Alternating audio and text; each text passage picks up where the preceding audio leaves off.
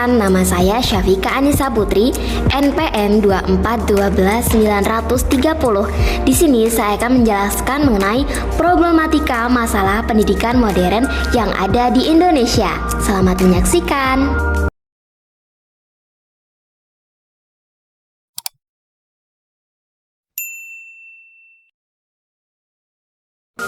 Pendidikan merupakan fondasi utama dalam membangun generasi yang cerdas, berdaya saing, dan berkarakter.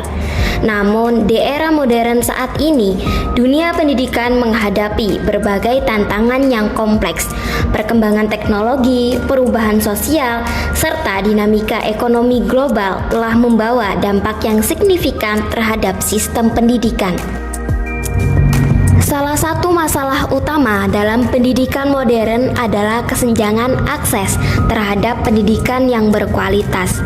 Meskipun teknologi telah memungkinkan pembelajaran jarak jauh dan sumber daya pendidikan yang lebih mudah diakses, masih banyak sekali daerah yang mengalami keterbatasan infrastruktur dan fasilitas.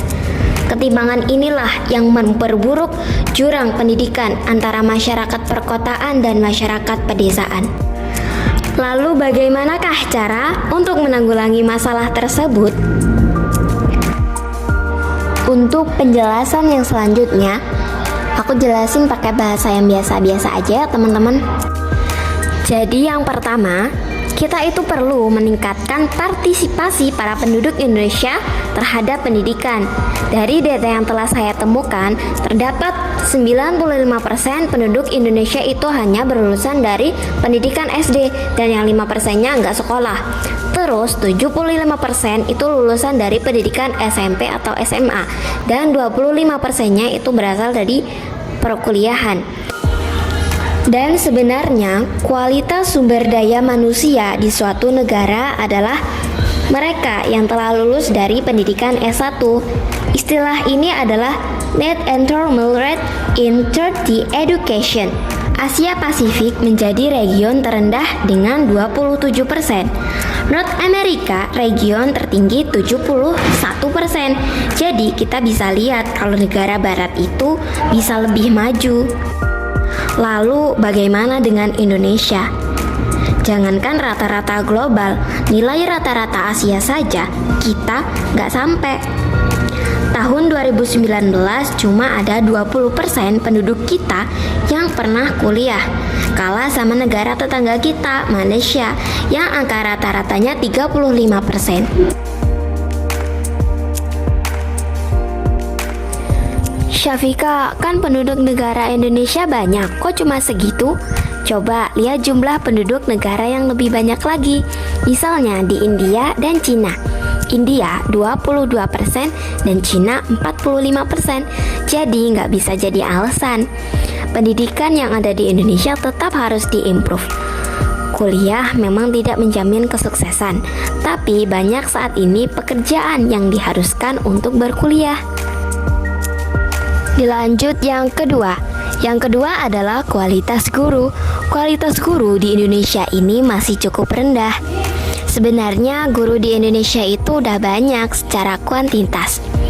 Guru yang ideal kata pemerintah yaitu pada pasal 17 Peraturan Pemerintah Nomor 74 Tahun 2008 tentang guru menyebutkan bahwa pada jenjang SD, SMP, dan SMA idealnya satu guru itu bertanggung jawab terhadap 20 murid.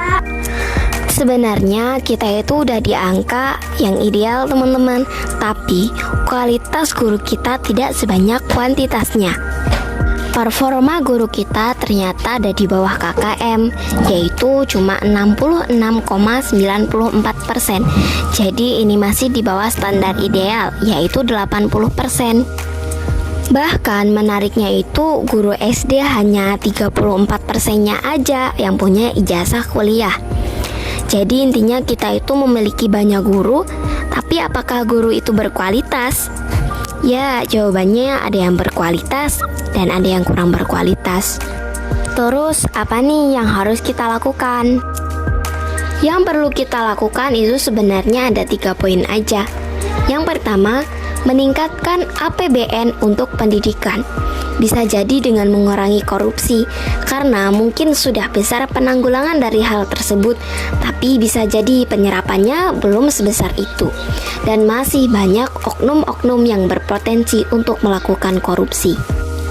Yang kedua, yaitu meningkatkan anggaran untuk guru. Karena menjadi guru pada saat ini itu harus membutuhkan pelatihan yang sangat intensif dan butuh anggaran yang lebih besar lagi. Bukan hanya untuk kualitas, tapi untuk well-being-nya juga, terutama pada gaji. Ya, mungkin sekarang kualitasnya masih belum baik, tapi semoga nanti kualitas untuk kedepannya itu bisa menjadi yang lebih baik. Dan gajinya juga lebih tinggi lagi. Karena hal itu bisa memotivasi para guru dan bisa meningkatkan kualitas dan kompetensi untuk guru di Indonesia. Dan yang ketiga, yaitu meningkatkan kualitas model kegiatan belajar dan mengajar. Banyak penelitian dan pengawasan pendidikan yang bilang kalau Indonesia itu telah sering berganti kurikulum. Tapi sayangnya belum ada hasil yang signifikan karena implementasi belum maksimal dan merata. Lalu penyelarasan kurikulum disertakan dengan kebutuhan zaman. Karena pada zaman ini, tugas-tugas saja bisa diselesaikan dengan hanya hitungan detik. Contohnya, kita menggunakan AI seperti ChatGPT. Jadi, kita harus mempelajari critical thinking yang baik. Dan para murid juga guru harus mempelajari tentang perkembangan zaman. AI adalah hal yang sangat powerful di perkembangan zaman modern ini. Dari penjelasan yang telah saya sampaikan, semoga pendidikan di Indonesia dapat lebih inklusif dan lebih mudah diakses untuk semua anak yang ada di Indonesia, terlepas dari semua latar belakangnya. Buat kalian semua yang lagi menempuh pendidikan, jangan berhenti, terutama kalau kalian masih SMA. Ayo kuliah, ayo lakuin semua berbagai macam hal dalam pendidikan, karena kita udah gak hidup di zaman dahulu lagi. Dan untuk mencerdaskan kehidupan bangsa, bukan hanya urusan pemerintah, tapi kepedulian dan peran serta semua pihak diperlukan. Mungkin cukup sekian yang dapat saya sampaikan, dan semoga penjelasan tersebut dapat bermanfaat bagi kita semua.